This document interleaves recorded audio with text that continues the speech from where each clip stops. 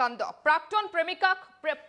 প্ৰেমিকক এবাৰ গহপুৰত সংঘটিত হৈছে নিলৰ্জ্জ আৰু অমানৱীয় ঘটনা প্ৰাক্তন প্ৰেমিকক ঘৰলৈ মাতি আনি তালিবানী শাস্তি যুৱতীৰ পৰিয়ালৰ লোকসকলে আমি আপোনালোকক দৃশ্যাংশ দেখুৱাই যাবলৈ চেষ্টা কৰিছো যে যুৱতীৰ আত্মীয়ৰ বিৰুদ্ধে অভিযোগ উত্থাপিত হৈছে সমান্তৰালকৈ দৃশ্যাংশ দেখুৱাই যোৱাৰ চেষ্টা কৰিছো এবাৰ গহপুৰত এই ধৰণৰ ঘটনা সংঘটিত হৈছে অৰ্থাৎ গহপুৰত নিলৰ্জ্জ আৰু অমানৱীয় ঘটনা সংঘটিত হৈছে গহপুৰৰ গোপালপুৰ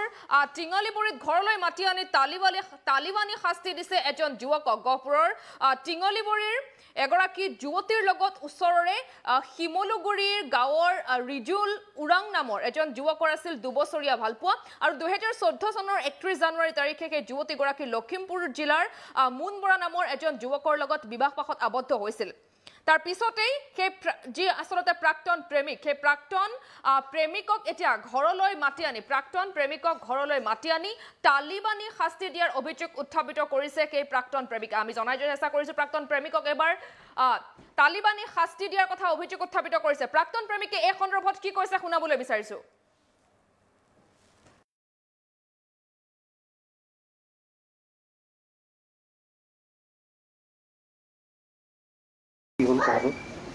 সাত তাৰিখে মই পথাৰত আছিলোঁ তেতিয়া এই মুন বৰা আৰু আদিত্য শইকীয়াই ফোন কৰিছিলে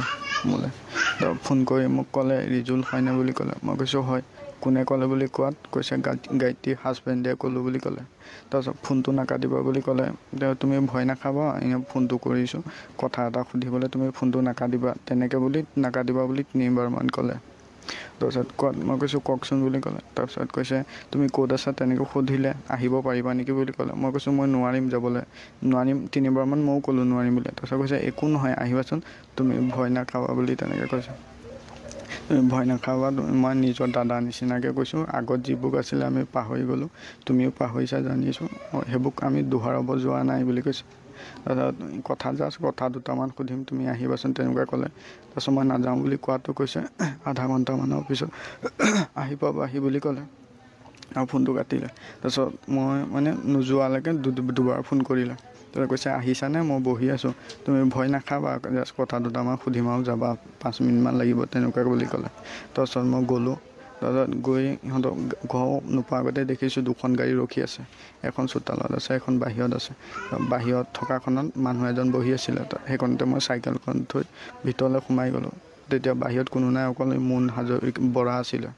বাহিৰত তাৰপিছত কৈছে আহিলা বুলি ক'লে মই কৈছোঁ তাৰপিছত আহা এইখনত বহা বুলি ক'লে ওচৰতে বহিবলৈ দিলে তাৰপিছত কৈছে কিয় ভয় খাই আছা ভয় খাব নালাগে নহয় বুলি ক'লে তেনেকুৱা ক'লে তাৰপিছত হাতত ধৰি নি ভিতৰলৈ লৈ গ'ল ৰুমলৈ আহা ভিতৰলৈ যাওঁ বুলি ক'লে তেতিয়ালৈকে মই ভাবি আছোঁ চাগে কিবা ক'ব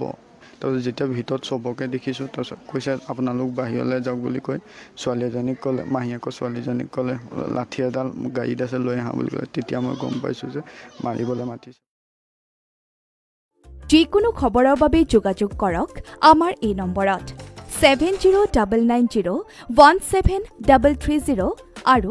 7099017110 যিকোনো খবৰৰ